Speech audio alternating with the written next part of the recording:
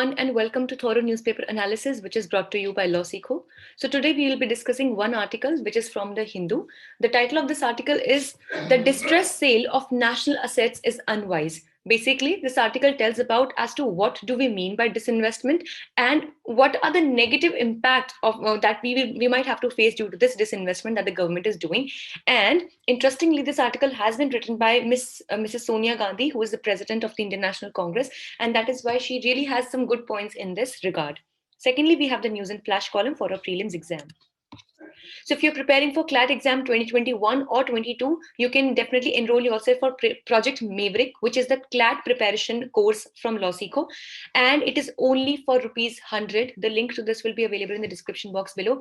And for more updates and daily live quiz for this preparation on current affairs, you can go and subscribe to our LawSikho CLAT prep channel. The link is there in the description box as well. So this is the multiple choice question from yesterday's discussion. The theme of World Wildlife Day 2021 is Sustaining All Life on Earth, Forests and Livelihoods, Sustaining People and Planet, Life Below Water for People and Planet, or none of the above. You can write down your answer in the comment section below. This is the descriptive question of the day. What do you understand by privatization?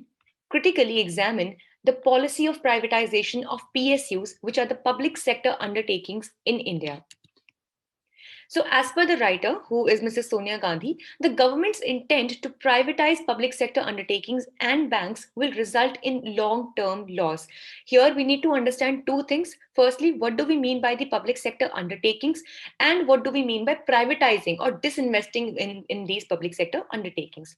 Basically, those companies that are owned by the government, that means in the public sector. So those are called as the public sector undertakings. For example, HAL, which is the Hindustan Aeronautics Limited. For example, SBI, which is the State Bank of India. So that again is a public sector bank.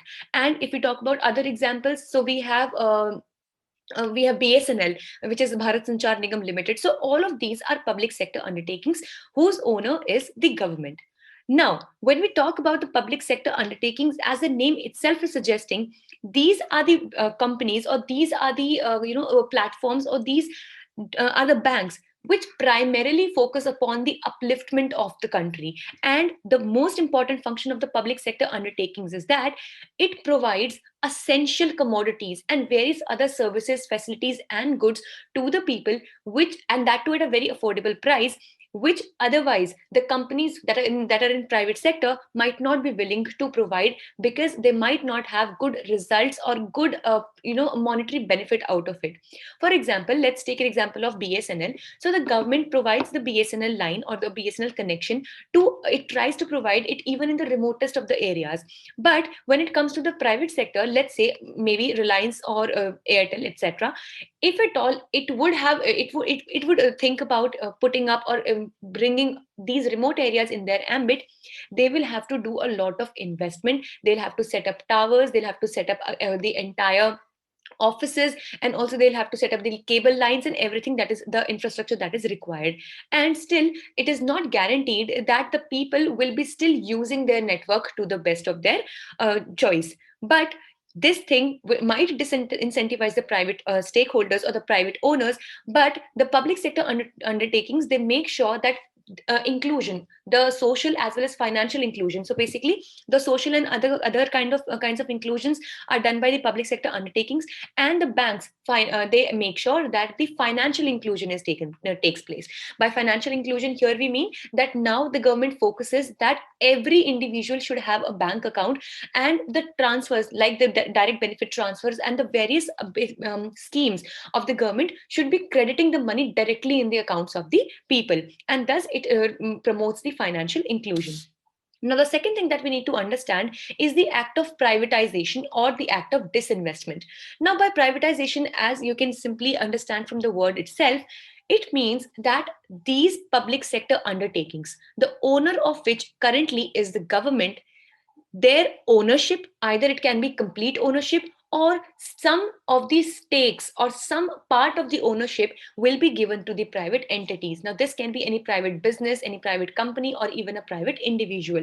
So basically, it will be that some, like for example, a particular public sector undertaking is of worth rupees 100 crores. So the total worth of that PSU is 100 crores. So it can also be the a possibility that the government gives, let's say, 20 crores worth stakes to that particular private company. Then it can also give 30%, 40%, and if it gives more than 50%, then basically it is considered to be as hugely privatized, and thus the ownership gets transferred to that private person because more than half of the shares are held by that particular private company. Now here the author says that such intent to privatize at such a fast speed. Now even if we talk about the budget that has been given for the coming year of 21 and 22, there has been a high standard of disinvestment. Now the same thing what we are calling as privatization is also called as disinvestment. So we can use them in many situations interchangeably as well.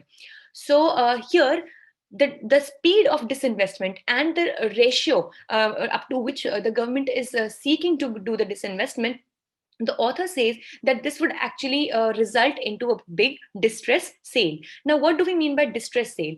What happens is, like for example, we own a car. Now this car is damaged in some particular accident, and thus we are like, just we want to sell the car, be it for a very small or very little price. So maybe the real value of the car would have been 20 lakhs, but due to some kind of wear and tear or any kind of problem in that particular car, or maybe the market is not good, or we need the money in an urgency, so we tend to do a distress sale, which means that maybe that car could have easily been sold for 18 or 19 lakhs, but we decided to maybe sell it for, let's say, 10 or 12 lakhs. So that is a distress sale when we are not able to reap the entire profit from a particular kind of sale. And that is why the author says that such kind of disinvestment or privatization is actually a distress sale, and we are undervaluing the PSUs that we have in hand. More or less this was the most of the context of this entire thing, but let's discuss that some points in particular.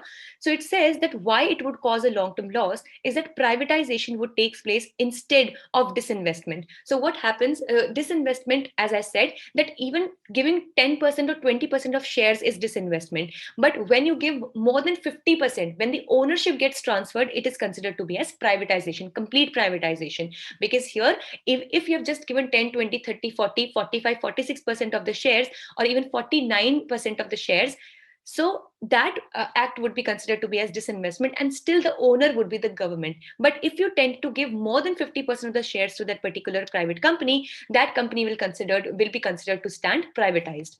So this will result in privatization of the PSU profits and nationalization of the private sector. So what happens is, it is saying that by privatization of the PSU profits is that, like for example, let's say that the company BSNL, this is just for example, because as we know that BSNL has not been really doing very well, and it has been going in a lot of losses these days. But let's take an example that maybe, for example, BSNL was doing really great. All right. So now if BSNL is sold and complete privatization is done, then the profits which earlier were coming in the public sector undertaking will now move to the pocket of this particular private company.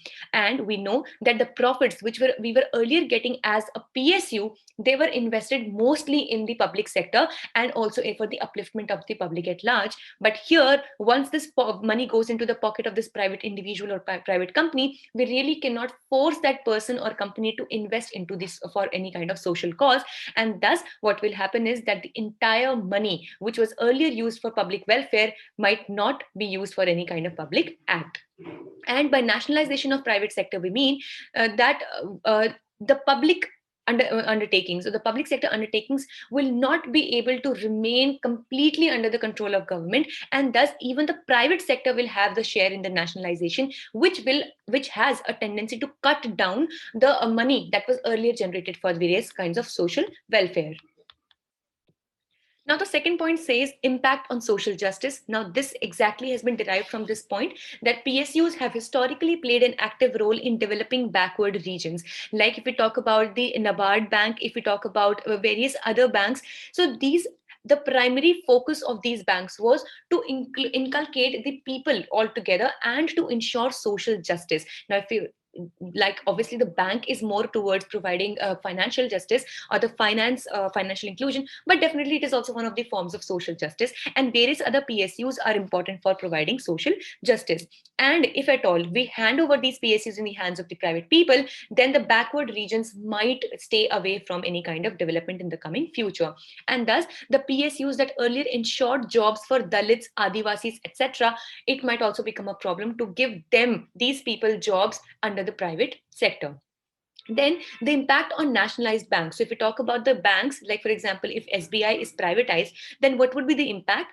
These banks play an important role in expanding the financial inclusion to the underbanked. We just discussed that the government is focusing on providing and making sure that every individual coming from any community of the society has a particular bank account, so that entire process can be brought through in a computed manner, and thus better schemes can be percolated and better benefits from the schemes can be percolated and moved towards these people. And also this article mentions that the recent proposal by RBI to allow the corporates to set up banks further deteriorates the position of the public sector banks. We had discussed this in our previous sessions, that the RBI has proposed that the corporates, like for example, let's say example of the Reliance, so they might be allowed in the coming future. So it's currently it's only a proposal, so they might be allowed to set up their own banks. Now can you consider that any such big private company having its own bank, so definitely it will just circulate the money within its own self and will not let the money out to any kind of, or any kind of social welfare, and thus it will further deteriorate the position of the public sector banks. So you can go through these. These are the fallen angels. So some leading PSUs in which the government wants to sell the stakes have lost market value in the past year. Like we have Coal India, Indian Oil Corporation, Bharat Heavy Electricals, Engineers India, Power Grid Corporation. So all of these, they were very highly ranked, but now they have lost their value in the past year due to these steps. With this, let's discuss what do we have for news and flash today. Freedom House report. So, as per the Freedom in the World report by Freedom House, which is a US think tank, freedom is freedom in India has reduced and therefore have classified it as partly free. So this is ironical, definitely, because this is really something that we should really think about, because we being the largest democracy of the world and still not being able to give freedom to our citizen is a big problem.